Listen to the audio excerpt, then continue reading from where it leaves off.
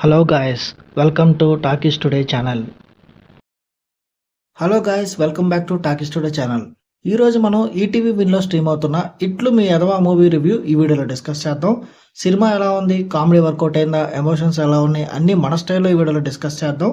So వీడియోలోకి వెళ్ళే ముందు మీరు మన ఛానల్ని ఫస్ట్ టైం చూస్తున్నట్టయితే ఒక లైక్ చేయండి, ఒక కామెంట్ చేయండి, అలాగే మన ఛానల్ని సబ్స్క్రైబ్ చేసుకోండి.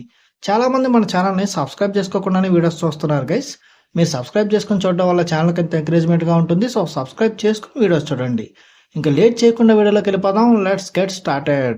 ఇక ఈ సినిమా కథలోకి వెళ్తే, శ్రీను ఒక మిడిల్ క్లాస్ అబ్బాయి మచిలీపట్నంలో పీజీ చేస్తూ బాధ్యత లేకుండా తిరుగుతూ ఉంటాడు. తన తండ్రి బంగారం కొట్టు నడుపుతూ శ్రీను పద్ధతి చూసి విసిగిపోతూ ఉంటాడు.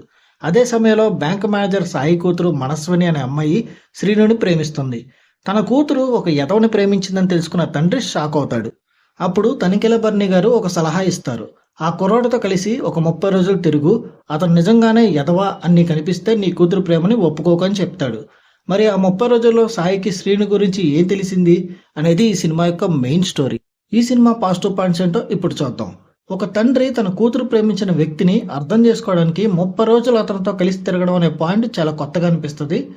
గోపరాజు రమణ, దేవిప్రసాద్, తనికెల బర్ని వంటి సీనియర్ నటులు వాళ్ళ పాత్రలకి పూర్తి న్యాయం చేశారు. ఇక ప్రేమించడానికే కాదు, అమ్మాయిని పోషించడానికి కూడా బాధ్యత ఉండాలనే ఒక మెసేజ్ ఈ సినిమాలో ఇచ్చారు. చాలా బాగుంది. ఈ సినిమా మైనస్ పాయింట్స్ ఏంటో ఇప్పుడు చూద్దాం. కథలో కానీ స్క్రీన్ ప్లే కానీ ఎక్కడ కొత్తదనం కనిపించదు. చాలా సీన్స్ సాదాసీదీగా సాగిపోతూ బోరు కొట్టిస్తాయి. ఇక టైటిల్ యదవాని ఉన్న ఆ స్థాయిలో కామెడీ కానీ ఆకతాయి పనులు కానీ ఈ సినిమాలో కనిపించవు. హీరో హీరోయిన్ల ఎంపిక ఇంకొంచెం బెటర్గా చూస్ చేసుకుంటే బాగుండేది అనిపించింది. ఎందుకంటే వాళ్ళ మధ్య ఉన్న కెమిస్ట్రీ కూడా అంత ప్రాపర్గా వర్కౌట్ అవ్వలేదు. ఈ సినిమా టెక్నికల్ డిపార్ట్మెంట్ చూసుకున్నట్టయితే ఈ సినిమాకి అందించిన సినిమాటోగ్రఫీ యావరేజ్గా ఉంది. ఎడిటింగ్ విషయానికి వస్తే చాలా ల్యాక్ సీన్స్ ఉన్నాయి, చాలా సీన్స్ ట్రిమ్ చేయొచ్చు. ఎడిటింగ్ ఇంకొంచెం షార్ప్గా ఉండుంటే బాగుండదన్న ఫీలింగ్ అయితే వచ్చింది.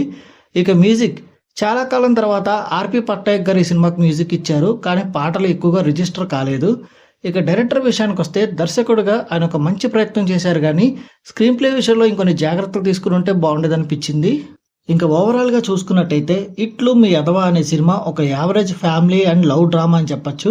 టైటిల్ చూసి ఫుల్ కామెడీ ఉంటుందని ఆశపడితే నిరాశపడతారు. ఏదో ఒక సాదా సీదా సినిమా చూడాలనుకుంటే ఈటీవీ విన్లో స్ట్రీమ్ అవుతున్న ఈ సినిమాని ఒకసారి ట్రై చేసుకోవచ్చు. ఈ మూవీకి మన టాకీస్ టుడే ఛానల్లో ఇస్తున్న రివ్యూ రేటింగ్ 2.5/5. ఇది నా ఒపీనియన్ మాత్రమే.